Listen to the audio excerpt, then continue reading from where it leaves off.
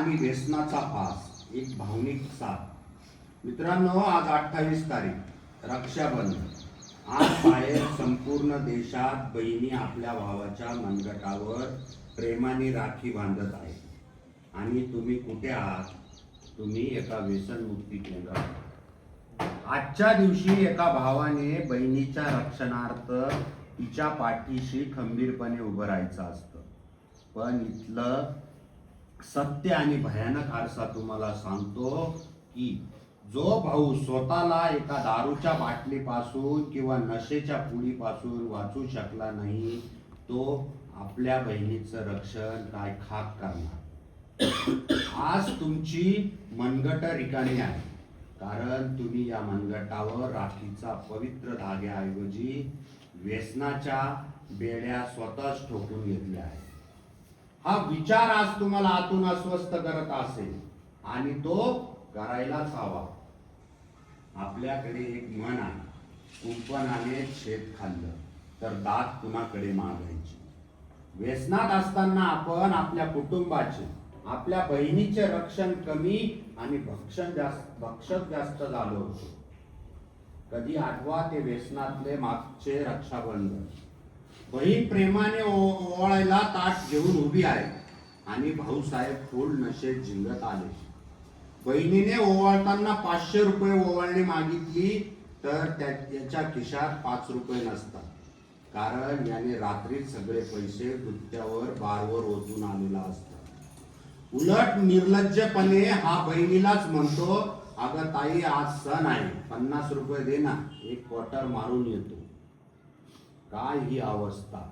हिंदीत म्हणतात ना, नाम बडे और दर्शन खोटे. आपण फक्त नावाचे भाऊ उरलो होतो. बहिणीला साडी दागिने देणं तर दूरच, आपण तिला फक्त काय दिलं तर समाजातील बदनामी, लोकांचे टोमणे आणि डोळ्यातले अश्रू. मित्रांनो, राखीचा तो रेशमी धागा फक्त एक दोरा नसतो, ती एका बहिणीची आशा असते. जेव्हा गल्लीतले किंवा समाजातले लोक तुम्हाला बेवडा, गजडी किंवा व्यसनी म्हणत असतात, तेव्हा जगातली एकमेव व्यक्ती असते ती तुमच्या बाजूने भांडते. ती म्हणजे तुमची बहीण. माझा भाऊ तसा नाहीये, तो सुधारेल, तो बरा होईल, असा खोटा विश्वास ती जगाला देत असते. आणि रात्री उशीर तोंड खुपसून आतल्या आत रडत असते. ती सासरी असते, तिथेही तिला टोमणे ऐकावे लागतात. तुझा भाऊ तर दारुडा आहे, तो काय तुला मदत करणार.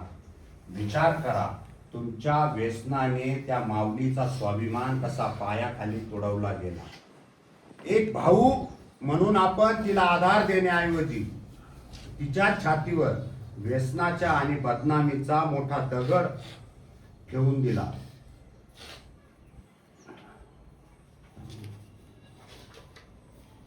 तेव्हा तिला आपला भाऊ कधी शुद्धीत भेटलाच नाही. ही एका बहिणीची सर्वात मोठी शोकांतिका आहे.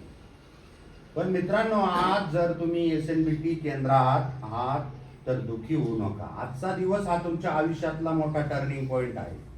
तुम्हाला माहिती आहे का, जापानमध्ये कुन्सिगी नावाचं एक कला आहे.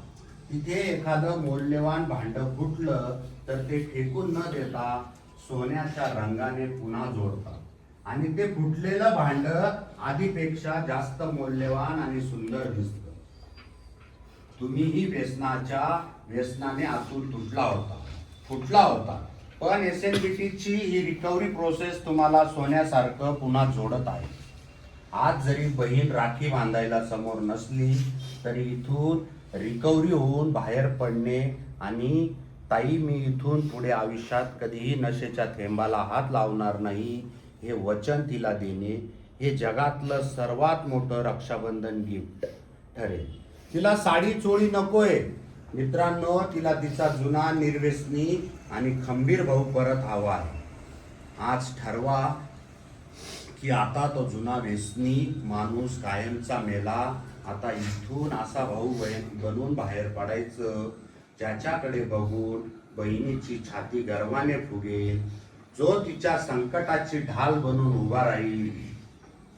जाता जाता एका शायर ने शब्द काळजात पुरून ठेवा, कच्चे धागों से बनी पक्की डोर है राखी, कच्ची धागों से बनी पक्की डोर है राखी, प्यार और मीठी शरारतों की होड़ है राखी। कल तक नशे में खो दिया था मैंने अपना वजूद, पर आप बहन के सम्मान की एक नई बोहर पाठ है राखी। आज स्वतःला वचन द्या, आता व्यसनाच्या बेड्या नाही तर बहिणीच्या रक्षणाची जबाबदारी पेलण्याची ताकद मनगटात आणायची आहे। धन्यवाद।